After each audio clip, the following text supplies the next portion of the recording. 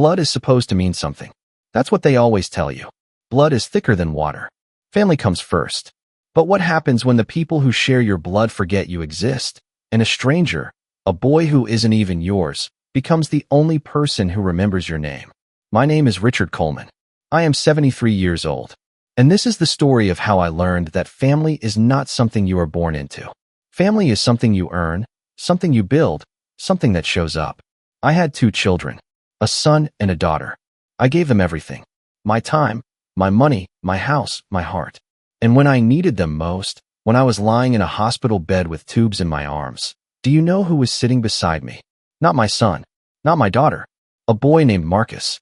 A boy who was not my blood. A boy the world would call just the neighbor's kid. But before I tell you what Marcus did for me, I need to tell you what my own children did to me. Because you cannot understand the light until you have felt the darkness. Stay with me till the end, because what happened in that hospital room changed everything I believed about family. And by the time this story ends, you might look at your own family a little differently too.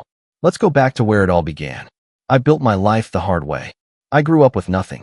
My father left when I was 6, and my mother worked 2 jobs just to keep food on the table. I promised myself that when I had children, they would never feel that kind of emptiness. They would always know their father was there. I married young, to a woman named Diane. We had 2 children together. Our son, Peter, born first, strong and stubborn from the day he arrived. And our daughter, Sarah, 3 years later, gentle but sharp-minded, always watching everything with careful eyes. I worked construction for 30 years. I built houses for other families while trying to build a good life for my own. It was hard work, back-breaking work, but I never complained, because every brick I laid was for Peter and Sarah's future. Diane passed away when Sarah was just 16. Cancer took her quickly, too quickly. After that, it was just the 3 of us. I became both father and mother. I learned to braid Sarah's hair before school. I learned to cook meals that weren't burnt. I showed up to every basketball game Peter ever played, every school play Sarah was ever part of. I thought I was doing everything right. Around that same time, a family moved into the house next to mine. A single mother named Elena and her son, Marcus, who was about the same age as Sarah. Elena worked nights at a hospital as a nurse, and Marcus was often alone. I started inviting him over for dinner, just so the boy wouldn't be eating alone every night. It felt like the right thing to do. Marcus was quiet at first, polite, a little shy. But over time, he became almost like a third child in my house. He would help me fix things around the yard. He would sit and listen when I told old stories about my own childhood. He called me Mr. Coleman for years, even after I told him he could just call me Richard. I never expected anything from that boy. I helped him because it was the right thing to do, not because I wanted something back. Years passed. Peter grew into a confident, ambitious young man. He went to business school, and I paid for every semester with money I had saved from decades of hard labor. Sarah became a nurse, much like Elena next door, and I was proud of both my children beyond words. But somewhere along the way, something shifted. Peter started calling less. Sarah started visiting less. Success seemed to pull them further away from me, not closer. I told myself it was normal. Children grow up. They build their own lives. I did not want to be the kind of father who held on too tightly. Marcus, meanwhile, never stopped showing up. Even after he moved out on his own, got a small apartment across town, and started his own small repair business, he still came by every few weeks just to check on me, just to see if the old man needed anything. I did not know it then, but the difference between a son by blood and a son by choice was already being written, one small moment at a time. Then, 5 years ago, everything changed. I was diagnosed with a heart condition, and that is when the true colors of everyone around me began to show. The doctor called it heart failure. Not the kind that ends things immediately, but the kind that slowly, quietly, wears a person down. I needed medication, regular checkups, and eventually, the doctors said I might need surgery. I called Peter first. He picked up on the 4th ring, sounding rushed, distracted. "Dad, I'm in a meeting. Can this wait?" I told him no, it could not wait. I told him what the doctor said. There was a pause on the line, long enough that I wondered if the call had dropped. Then he said, "Okay, well, keep me updated. I'll try to come by this weekend." He did not come by that weekend. Or the next one. I called Sarah next. She was more emotional on the phone. She cried a little. She said all the right words. "Dad, I'm so scared. I love you. We'll get through this together.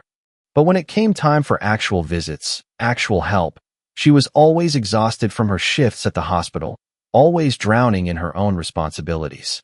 I understood, or at least I told myself I understood. They had their own lives, their own pressures. I did not want to be a burden. Marcus found out about my diagnosis differently. He noticed I had stopped doing yard work the way I used to.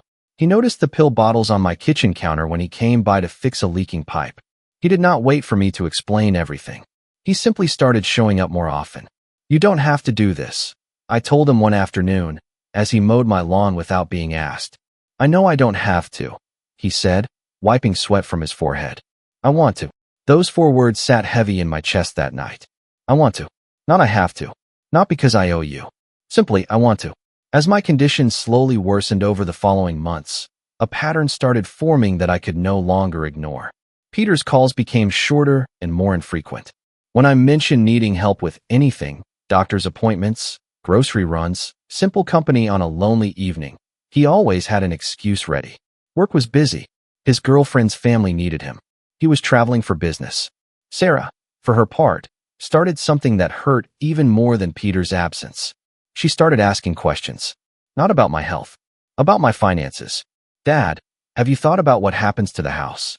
To your savings? At first, I thought she was simply being practical, thinking ahead the way a responsible adult should. But the questions kept coming again and again, in almost every conversation, until I started to feel like I was not being cared for.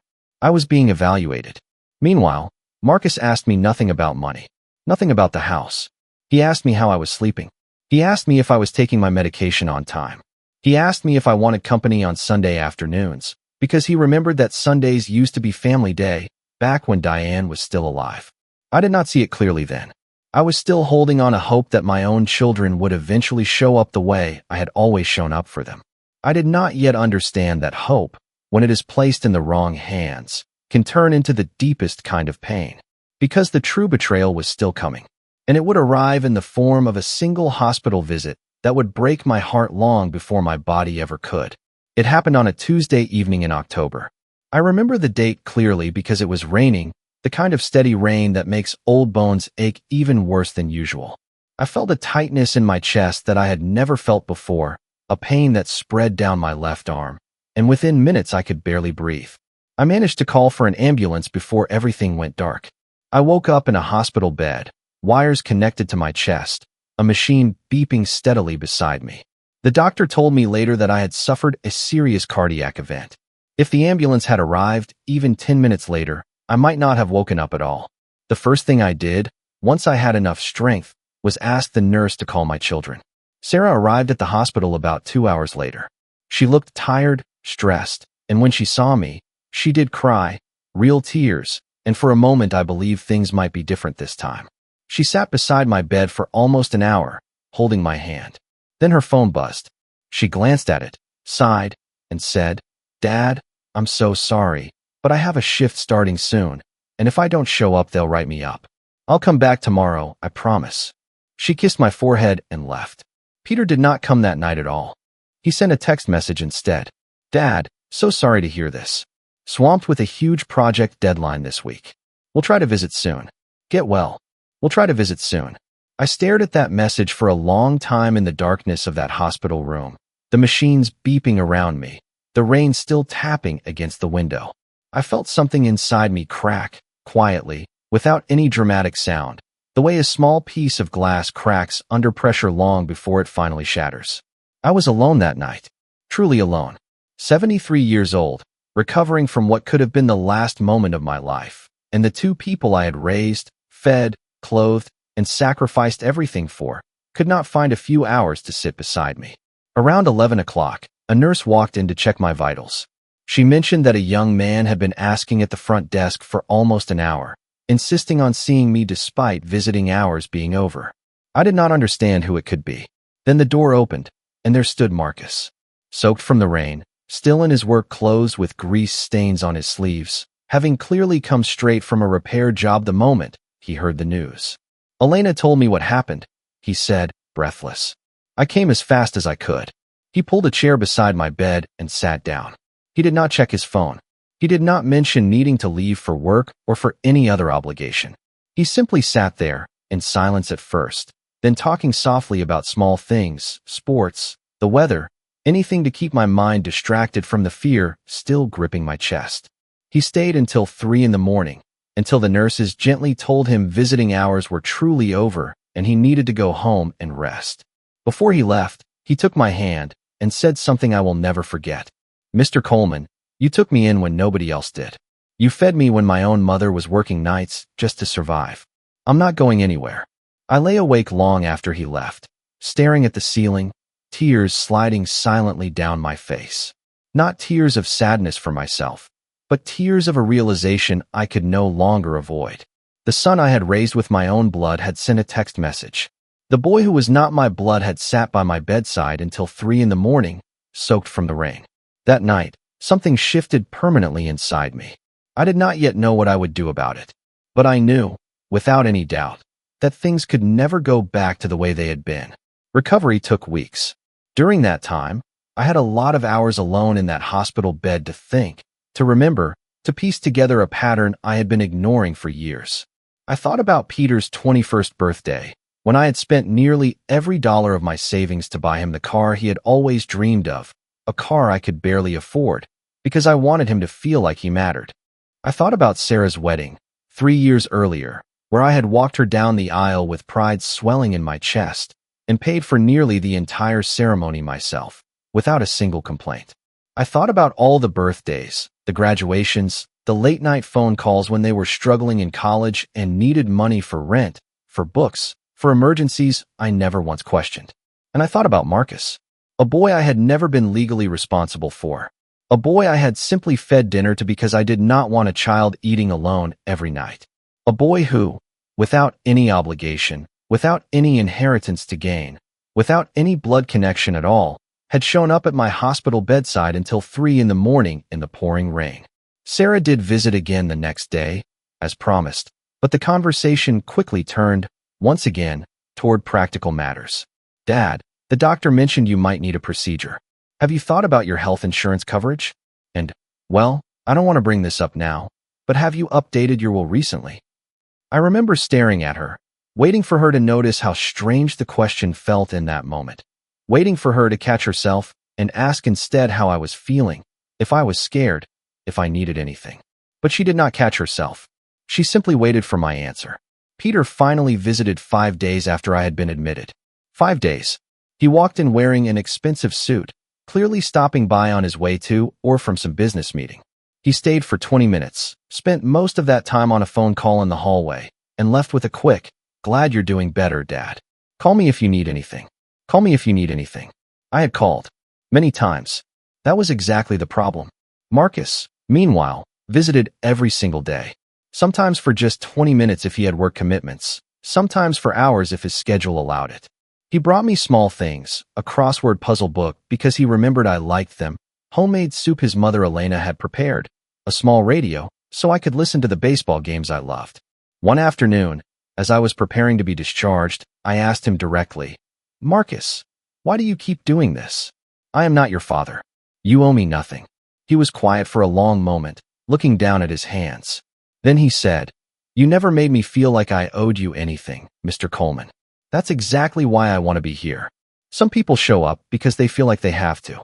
I show up because I want to." That sentence echoed inside me for the rest of that day, and honestly, for the rest of my life afterward. By the time I left the hospital, I had made a decision. Not out of anger, not out of revenge in the way people usually imagine it, but out of a clear, calm understanding of the truth. I decided it was time for my children to understand exactly what they had shown me, by seeing it reflected back at them. I did not want to hurt my children out of bitterness. I want to be honest about that. This was never about causing pain for the sake of pain. This was about truth, about consequences, about showing 2 grown adults exactly what their choices had built before it was too late for them to learn anything from it. I called my lawyer, an old friend named Harold who had handled my affairs for over 20 years. I told him I wanted to review my will. "Everything all right, Richard?" he asked, sensing something in my voice. "Everything is clearer than it has ever been," I told him. I asked Harold to draft a new version of my will. In the original version, my house, my savings, everything I had worked 30 years to build, would be split evenly between Peter and Sarah. In the new version, I made a different decision. I would leave a meaningful portion, not everything, but a meaningful and fair portion, to Marcus, in recognition of the family he had been to me when my own family had not shown up. But before finalizing anything so permanent, I wanted to give my children one honest chance to understand what they had done and one honest chance to change. I decided to host a dinner. A simple Sunday dinner, the kind we used to have every week when Diane was still alive and the children were young. I invited Peter and Sarah, and I also invited Marcus and his mother Elena, though I did not tell my children that Marcus would be there. I spent the days leading up to that dinner writing down everything I wanted to say, not out of anger, but with complete honesty, the kind of honesty that only comes when a person has stared closely at their own mortality and decided they have no more time left to waste on polite silence. I wanted my children to hear, clearly and directly, what their absence had cost them. Not financially, emotionally. I wanted them to understand that showing up is not a small thing. Showing up is everything. I also wanted to give Marcus something he had never asked for and never expected. Recognition. Not because he needed a reward for kindness. True kindness does not require a reward, but because I believed with everything in my heart that some form of gratitude, some acknowledgement, was owed to a boy who had given so much and asked for nothing in return. The Sunday of that dinner arrived faster than I expected. I remember standing in my kitchen that morning, my hands slightly shaking, not from my heart condition this time, but from nerves. I was about to speak a truth that could not be taken back once it was spoken. I did not know exactly how Peter and Sarah would react. Part of me hoped they would understand immediately, apologize, and everything could somehow be repaired. Another part of me, the more realistic part, understood that some patterns run too deep to change with a single dinner conversation. But I owed it to myself, and to Marcus, to speak the truth out loud, once and for all. Peter arrived first, still checking his phone as he walked through my front door. Sarah arrived 15 minutes later, looking exhausted but making an effort to smile. When Elena and Marcus arrived shortly after, I saw the confusion cross both my children's faces. "Dad, what's going on?" Sarah asked carefully. "Sit down, please. All of you," I said. "I have some things I need to say." We gathered around the same dining table where this family had shared thousands of meals over the decades. I looked at each face around that table, Peter's confused frustration, Sarah's nervous curiosity, Marcus's quiet uncertainty, and I finally spoke. "I want to start by saying I love you both, Peter and Sarah, more than words can properly explain. I raised you with everything I had. Every dollar, every hour, every ounce of energy in this body went toward giving you both a good life." Peter shifted uncomfortably. Sarah's eyes began to glisten. "But I need you both to understand something," I continued, my voice steady despite the emotion rising in my chest. "A few weeks ago, I nearly lost my life. I sat in that hospital room, alone, terrified, wondering if I would see the sunrise. And in that moment, when I needed my family the most, one of you sent a text message about a work deadline, and the other left after an hour because of a work shift." Peter opened his mouth to explain, but I raised my hand gently. "I am not finished. I understand you both have busy lives. I understand responsibilities pull us in many directions. I am not asking for perfection. I am asking for presence. And in that moment, presence is exactly what I did not receive from either of you." I turned toward Marcus, who was staring down at the table, clearly uncomfortable being part of this conversation. This young man, who does not share a single drop of my blood, sat by my bedside until 3 in the morning, soaked from the rain, because he heard I was in the hospital and could not bear the thought of me being alone. Sarah's tears finally fell freely. Peter's jaw tightened, a mixture of guilt and defensiveness crossing his face. "Dad, that's not fair," Peter said, his voice sharper than he probably intended. "We have jobs, responsibilities you can't compare us to."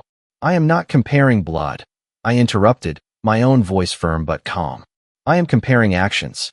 Marcus never had to show up for me. Nothing obligated him. And yet he showed up more consistently than the two people I raised with my own hands." The table fell into a heavy, uncomfortable silence. "I am not here to punish either of you," I continued, softening my tone slightly. "I am here to tell you the truth, because I nearly did not get the chance to. I have updated my will. Marcus will be included in it, not because I love you both any less, but because family, real family, is proven through actions, not through blood alone. I still love you. I still want you in my life. But I need you both to understand, deeply and permanently, what it means to actually show up for the people who love you. Peter stood up abruptly, his chair scraping loudly against the floor. So that's what this dinner is about. Making us feel guilty in front of the neighbor's kid. Peter, I said quietly, his name is Marcus. And this dinner is about truth, not guilt. What you feel right now is entirely up to you. He grabbed his jacket and left without another word, the front door slamming behind him. Sarah remained at the table, crying quietly, her hands trembling. Dad, I'm so sorry. I didn't realize. I didn't think about how it looked from your side. I was scared, and I didn't know how to handle everything. So I focused on the practical things instead of just being there for you emotionally. For the first time in years, I saw real, unguarded honesty in my daughter's eyes. I forgive you, Sarah, I told her gently. But forgiveness is not the same as forgetting. I need to see change, not just hear apologies. She nodded, wiping her tears, and reached across the table to hold my hand, the way she used to when she was a little girl. Marcus sat silently through the entire exchange, clearly wishing he could disappear from the tension in the room. Once Sarah composed herself and the room settled into a quieter, calmer atmosphere, he finally spoke. Mr. Coleman, I never wanted to cause a problem between you and your children. I just wanted to be there for you the way you were always there for me. I know, son, I said, the words slipping out naturally, without hesitation. And that is exactly why you deserve to be recognized. The weeks following that dinner were tense, painful, and honestly, some of the hardest of my life. Peter did not speak to me for nearly 2 months. He felt humiliated, exposed in front of people he considered outsiders to our family situation.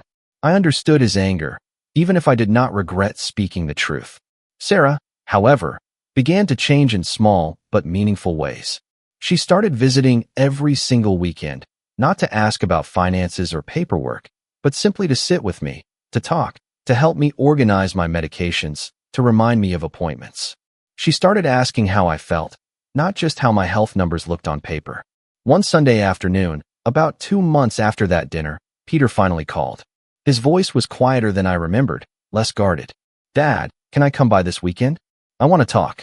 He arrived that Saturday looking tired, but there was something different in his eyes, a kind of humility that had not been there before. Dad, I've been thinking a lot about what you said, he began, sitting across from me at the same table where the difficult dinner had taken place. I got defensive because deep down, I knew you were right, and it scared me. I've been so focused on building my career, proving myself, that I forgot the person who helped me get here in the first place. I listened quietly, letting him speak without interruption. I'm not asking you to change the will back, he continued. Marcus deserves recognition, I understand that now. What I'm asking is, can I have a chance to actually show up? Not because of money. Because you're my father, and I love you, and I don't want to lose more time than I already have. I felt something loosen in my chest that had been tight for months. That, I told him, is exactly what I have been waiting to hear. Slowly, painfully, but genuinely, Peter began to change. He started visiting regularly. He started calling just to talk, not out of obligation. He began building an actual relationship with Marcus as well, one that started awkwardly, but eventually grew into something resembling real brotherhood. As for Marcus, I want you to understand something important. He never once acted differently after learning about the will. He did not become entitled or expect special treatment. If anything, he became more humble, insisting that he did not need anything, that being part of this family in any capacity was more than enough for him. You don't have to give me anything, Mr. Coleman, he told me one evening. Being allowed to call you family is already more than I ever expected. But I insisted because true kindness, the kind Marcus had shown for years without any expectation of reward, deserves to be honored. Not because kindness should be transactional, but because recognizing goodness encourages more goodness in the world. Today, 3 years after that difficult dinner, my family looks different than it once did. Peter visits every week without fail. Sarah calls just to hear my voice, not to discuss paperwork. And Marcus, the boy who was never my blood, sits at my table every single Sunday, exactly where family belongs. I often think back to that rainy Tuesday night in the hospital, the loneliest night of my life, and I realize now that it was also the most important night of my life. Because sometimes, the deepest pain reveals the deepest truths. Blood does not make family. Presence makes family. Loyalty makes family. Showing up, especially when it is inconvenient, especially when there is nothing to gain, that is what truly makes someone family. I am not telling you to abandon your blood relatives, or to stop loving your children if they struggle to show up the way you hope. People can change, as Peter proved to me. But I am telling you this. Pay attention to who shows up when it matters most. Pay attention to who sits beside you in the rain, who checks on you without being asked, who remembers the small details of your life without needing a reminder. And if you are someone who has been given love freely by a parent, a friend, a neighbor, without any blood obligation tying you together, do not take that person for granted. Show up for them the way they showed up for you. Because in the end, we do not remember the people who shared our blood the most fondly. We remember the people who showed up again and again without needing a reason to. Marcus taught me that family is a verb, not a noun. It is something you do every single day, not something you simply are. If this story touched something inside you, if it made you think about the people in your own life who have truly shown up for you, take a moment today to tell them how much they mean to you. Do not wait for a hospital bed or a rainy night to say the words that matter most. Thank you for watching until the very end. If this story moved you, share it with someone who needs to hear it. And remember, always cherish the people who show up, no matter where they come from.